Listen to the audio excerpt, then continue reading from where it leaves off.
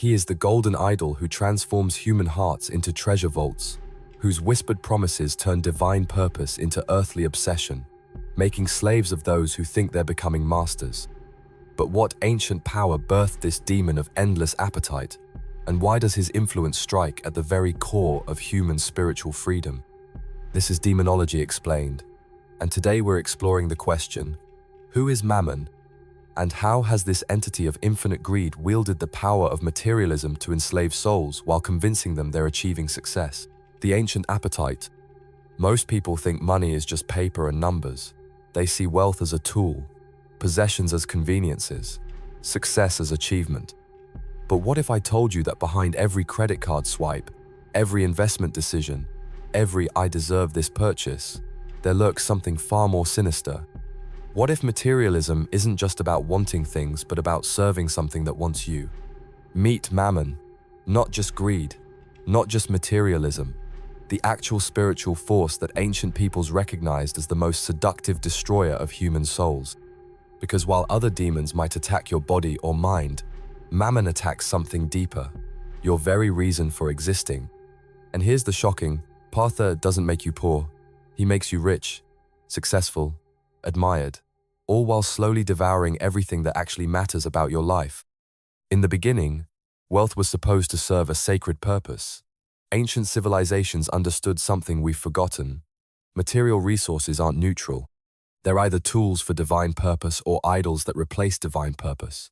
There's no middle ground. But here's what most people don't know.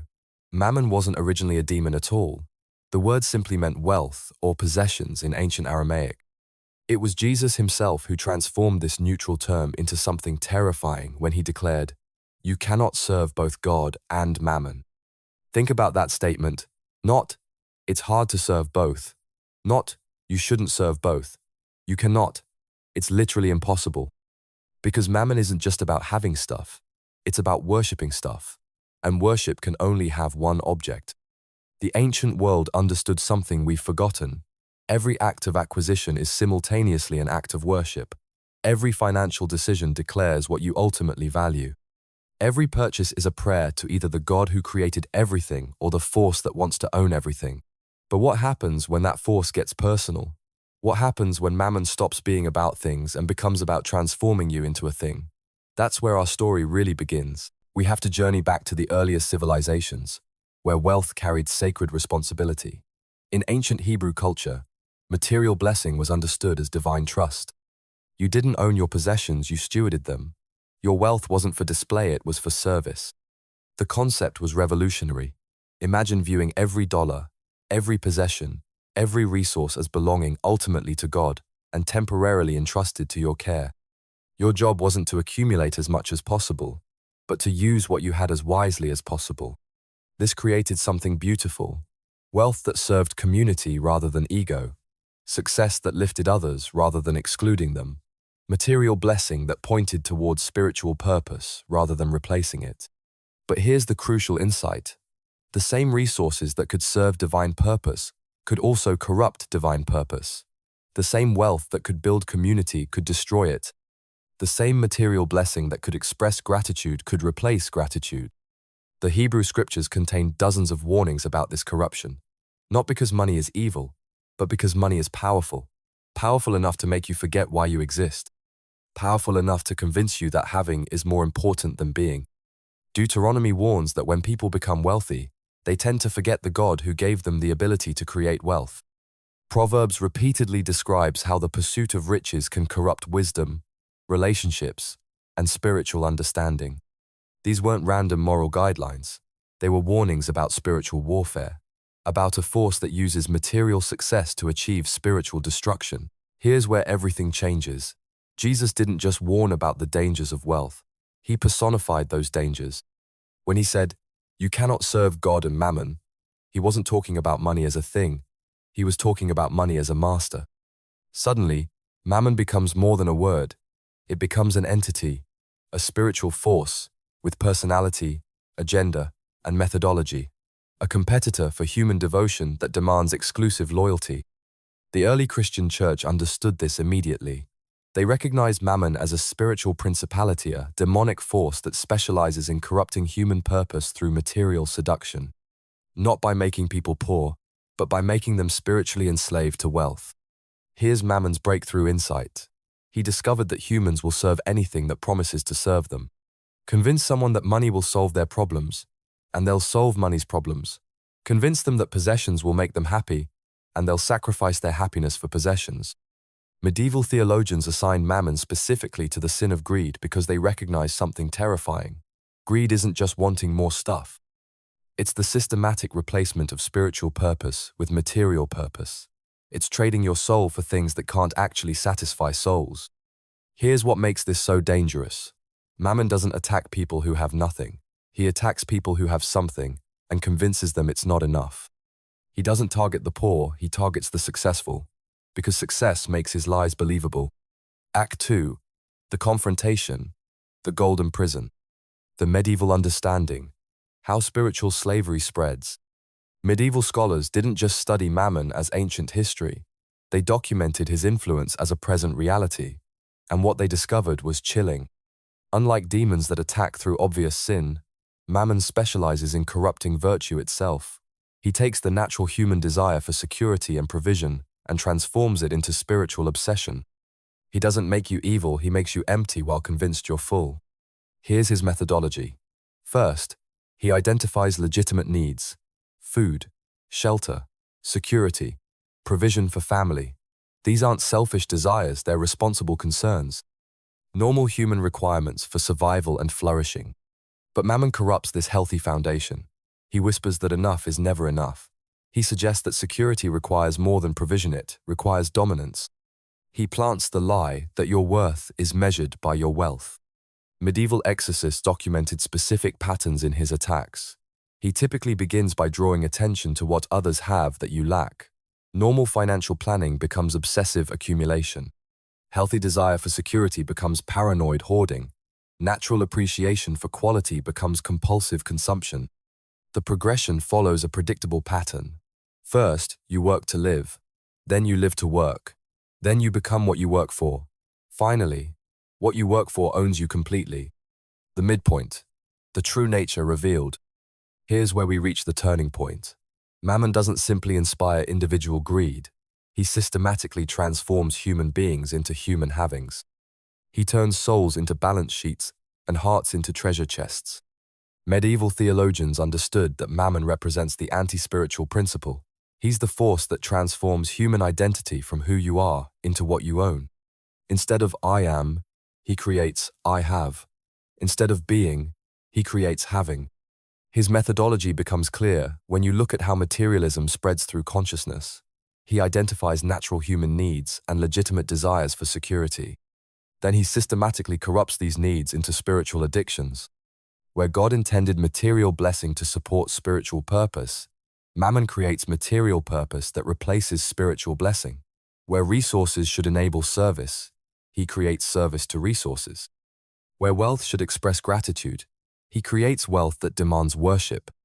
Here's the most terrifying part. He doesn't want people to be simply greedy. He wants identity itself to become impossible without possession. He wants being to be unthinkable without having. He wants spiritual purpose to be naive, and material accumulation to be the only logical approach to human existence. The crisis. The complete destruction of soul. Now we reach the climax of understanding just how devastating Mammon's influence can be. His corruption operates through multiple forms of spiritual destruction, each one designed to make authentic human existence impossible. Possessive identity. This is where it starts. Mammon whispers that you are what you own, that your worth is measured by your wealth, that your identity depends on your possessions. His victims become unable to separate who they are from what they have. Competitive accumulation. This goes deeper. Under Mammon's influence, people become convinced that life is a race to acquire more than others. That success requires not just having enough, but having more. They begin to view others' poverty as their wealth and others' loss as their gain. Addictive consumption. This is where it gets dangerous. Mammon's victims don't simply want more things. They need more things. The act of acquiring becomes more important than what's acquired. Shopping becomes therapy. Buying becomes being. Sacred materialism. This is the most insidious form. Mammon corrupts legitimate spiritual desires. He convinces his victims that material success is evidence of divine blessing. That poverty indicates spiritual failure, that their wealth is actually righteousness. Under his influence, the pursuit of money becomes indistinguishable from the pursuit of God. People become convinced that their materialism is actually spirituality, that their greed is actually wisdom. Plot point 2. The modern epidemic. Here's where ancient demonology becomes urgently relevant for today's world. Mammon's methodologies haven't disappeared. They've found perfect expression in modern consumer culture and economic systems. Social media has created the most powerful envy engine in human history. Instagram feeds full of luxury lifestyles and material achievements. TikTok videos showcasing everyone else's possessions while you're dealing with everyday budgets. You're comparing your financial reality to everyone else's financial highlights. Modern psychology has identified numerous patterns that align perfectly with ancient descriptions of Mammon's influence. Shopping, addiction, status anxiety, consumer debt crisis. The growing inability of people to find satisfaction in anything they can actually afford. The rise of influencer culture follows Mammon's exact pattern. Take natural human desires for beauty, success, and happiness, and transform them into product promotions. Make every achievement feel incomplete without the right purchase. Turn personal growth into consumer growth. Cryptocurrency and investment culture operate the same way. Instead of money serving life, life serves money. Instead of working to live, people live to trade. Instead of wealth supporting purpose, wealth becomes purpose. Credit card companies have weaponized Mammon's methodology. You deserve this. Don't wait for life. Live now. Pay later. They've turned financial responsibility into financial shame and immediate gratification into ultimate wisdom. But here's the good news. Traditional religious texts provide clear guidance for protection against Mammon's influence. And these principles work just as well today as they did thousands of years ago. The primary defense against Mammon's corruption is remembering the true purpose of material blessing, not accumulation for its own sake, but stewardship for divine purpose. Understanding that everything you have is temporarily entrusted to your care, not permanently owned by your ego. The Hebrew concept of Jubilee embodies this perfectly. Every 50 years, all debts were forgiven and all property returned to its original families. This wasn't economic policy, it was spiritual protection, a systematic prevention of the wealth accumulation that makes Mammon's lies believable. Traditional spiritual practices like tithing, generous giving, and voluntary simplicity all serve to counter the accumulation mindset that makes greed possible. These practices reinforce the truth that abundance comes from gratitude, not acquisition. The biblical account of the rich young ruler provides the perfect template. Jesus didn't tell him to become poor. He told him to stop being owned by his possessions, to choose spiritual freedom over material security. The tragedy isn't that the man was wealthy, it's that his wealth was his master. As we reach the end of our exploration of Mammon, we arrive at a crucial understanding. The transformation from neutral word to demonic entity reveals something timeless about human nature. Our tendency to make servants into masters and tools into idols. Whether you understand this as literal demonic influence or as a powerful metaphor for destructive economic patterns, Mammon represents one of humanity's most fundamental and seductive temptations. In our age of consumer culture and material obsession, the ancient warnings about the demon of greed carry more relevance than ever before. The ultimate message isn't one of fear about material success. It's about wisdom concerning its sacred purpose. Understanding Mammon's influence provides insight into the spiritual dimensions of wealth. The difference between having possessions and being possessed. In a world that constantly measures human worth by material wealth, the ancient wisdom about Mammon offers a different way. The possibility of genuine abundance, success that serves others, wealth that builds community rather than ego. You now understand the full story, from sacred stewardship to golden slavery, from neutral possession to spiritual obsession, from divine tool to demonic master. The pattern has been revealed, the methodology exposed, the ancient warnings made clear. What will you choose? The golden prison that promises freedom while delivering slavery, or the spiritual freedom that uses wealth without being used by it? The materialism that makes having more important than being, or the purpose that makes being more important than having? the path of endless accumulation, or the way of sacred stewardship. But remember this: in choosing purpose over possession, stewardship over accumulation, being over having, you're not just making a financial decision, you're participating in a spiritual battle that has raged since humans first confused what they owned with who they were. The golden idol still whispers his promises of security through accumulation. He still offers the false satisfaction of having disguised as the true satisfaction of being.